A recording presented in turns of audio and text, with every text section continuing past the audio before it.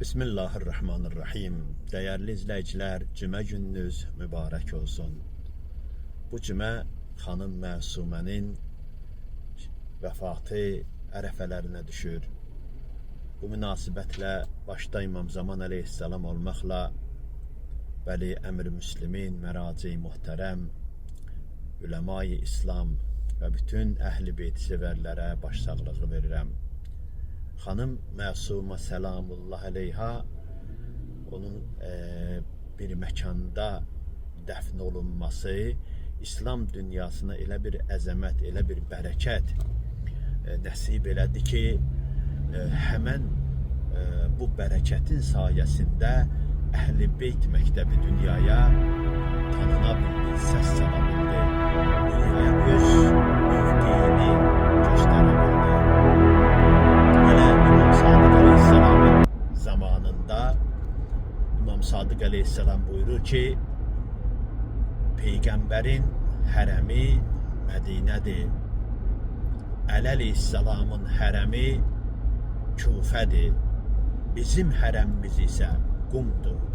Yəni həmən dövrdəki hələ Fatimi Məsumənin atası da dünyaya gəlməmişdi ki, İmam Sadıq Aleyhisselam bu müjdəni verir.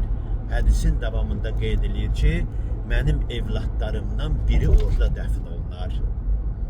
Yəni Əhl-i Beytin hərəmi sayılan bu Qum, mübarək bu mərkəz, elm mərkəzinə çevrilərək İslam dünyasının həqiqətlərini insanlara çatdıra bildi.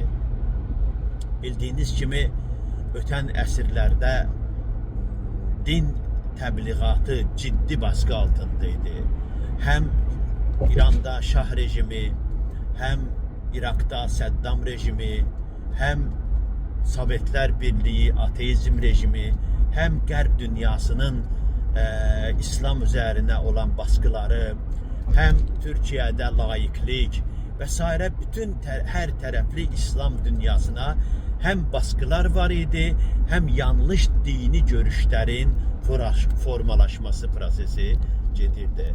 Lakin Qum məktəbi bütün bu çətinliklərə, baskılara, sıxıntılara baxmayaraq Əhl-i Beyt məktəbinin həqiqətlərini insanlara çatdıra bildi və oradan həqiqi İslamı, oradan vilayət İslamını dünyaya təqdim elədi.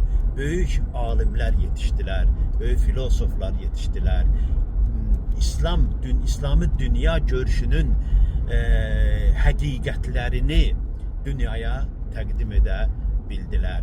Xanım Məsumənin bərəkətindəndir ki, bu günləri dünyanın bir çox yerlərində həmən o elm mərkəzində təhsil almış insanlar Əhl-i Beyt məktəbini yaymaqdadılar.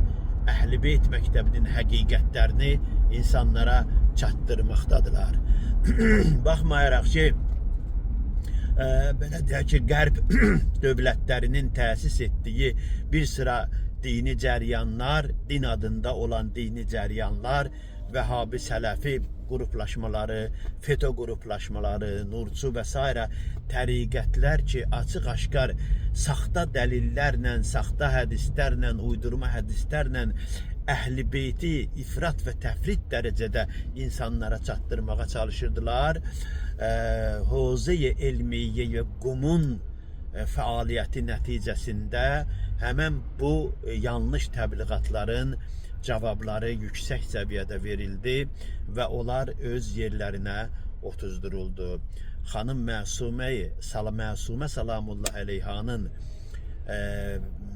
mübarək vücudunun Qumda dəfn olunmasının ən böyük üstünlüklərindən biri idi. Ona görə də ora hərəmi Əhl-i Beyt sayılır. Allah xanımın şəfaətini cümləmizə nəsib eləsin. Vəssalamu aleykum və rəhmətullah.